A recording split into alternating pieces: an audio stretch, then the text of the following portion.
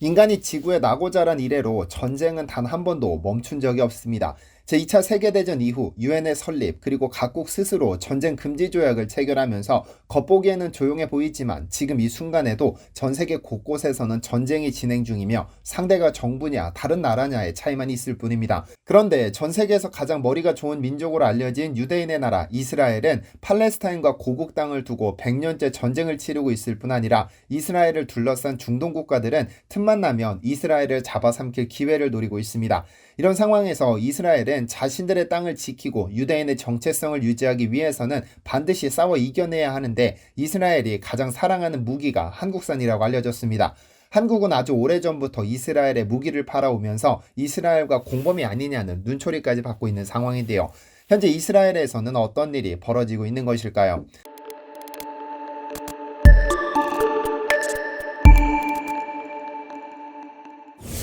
안녕하세요. 디스멘터리입니다.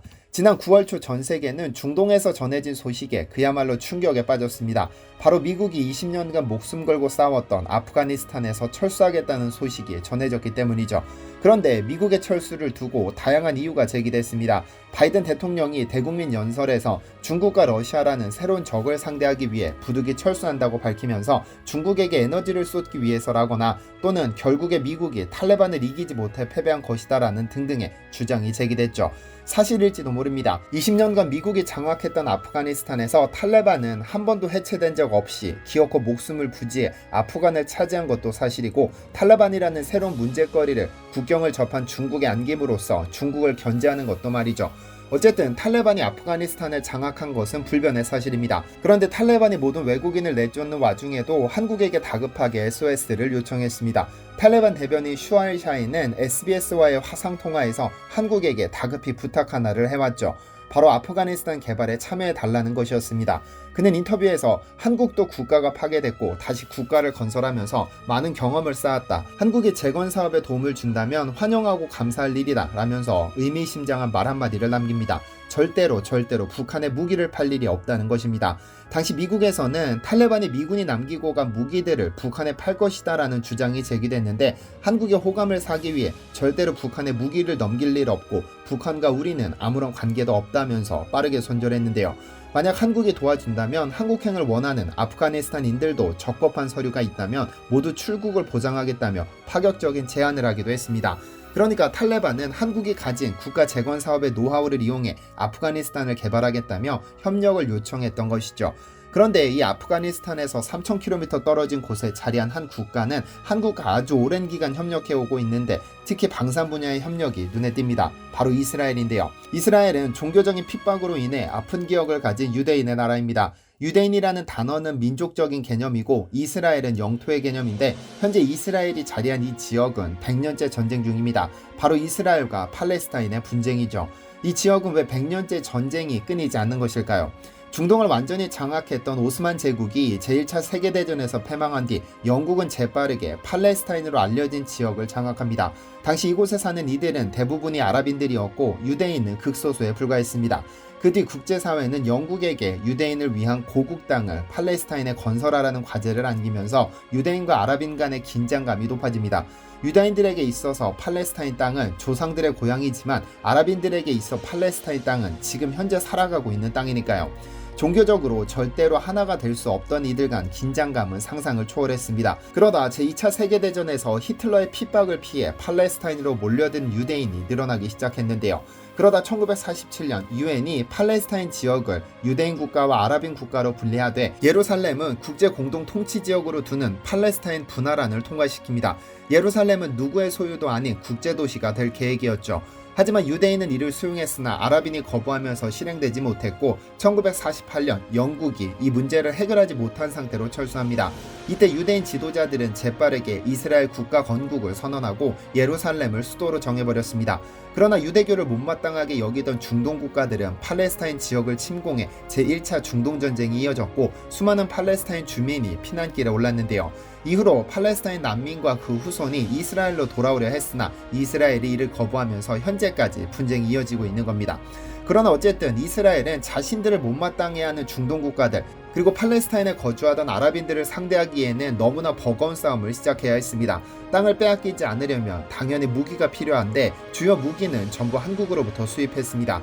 보병은 그럭저럭 봐줄만 했지만 여러 중동 국가와 동시에 싸우려면 그 핵심이 되어줄 수 있는 전차가 필요했으나 전차가 없었습니다. 프랑스 등의 강대국에게 도움을 요청했지만 그 어떤 국가도 선뜻 나서지 못했죠. 제2차 세계대전 후 망가진 경제를 살려야 했으니까요. 그렇게 한국과 이스라엘의 협력이 시작됩니다. 이스라엘이 가장 신경 쓴 무기가 아무래도 전차였던 만큼 이스라엘은 다방면으로 전차를 구해 고철 덩어리를 개조해 사용했습니다.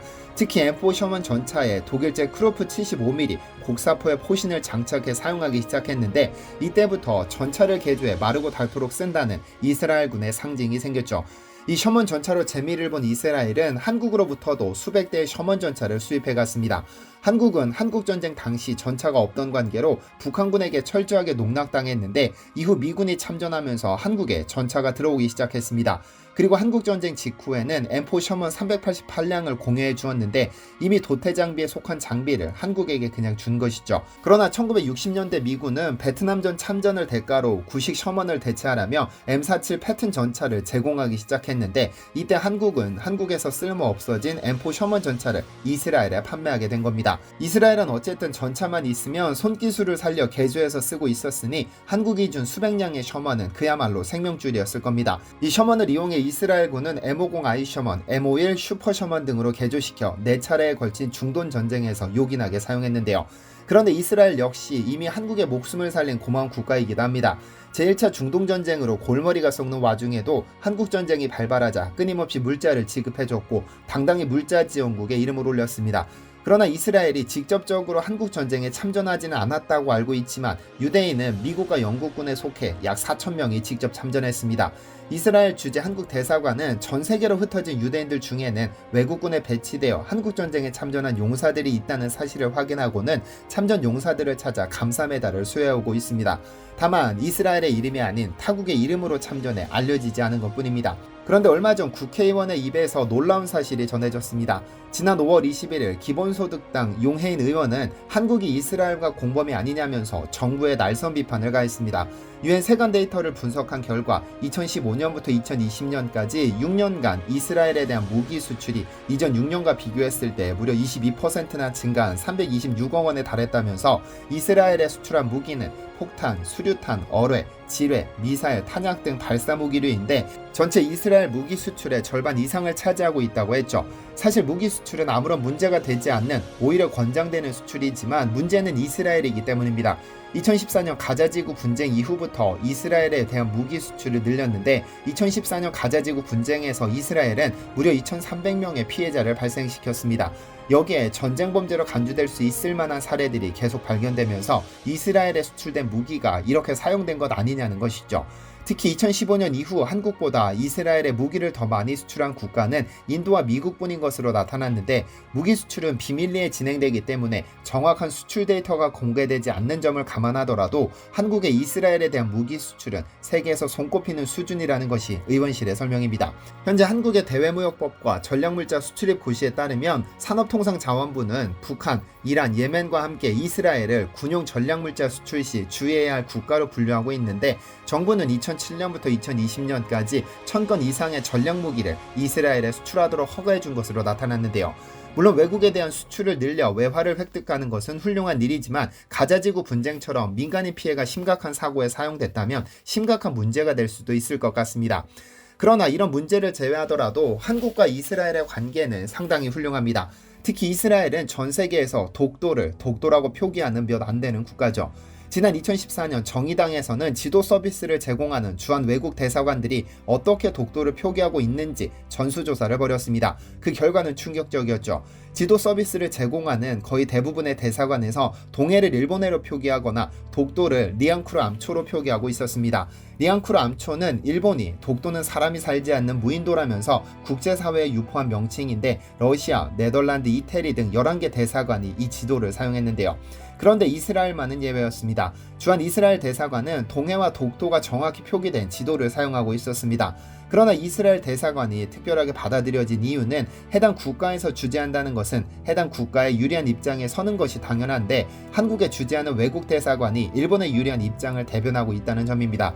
이러한 사소한 행동 하나가 큰 파장을 불러올 수 있는 마당에 이스라엘 대사관만이 철저하게 한국의 입장에서 지도를 사용하고 있어 잔잔한 감동을 준 것이죠. 말 한마디보다 행동이 더 큰 힘을 발휘한 대표적인 사례가 되겠습니다.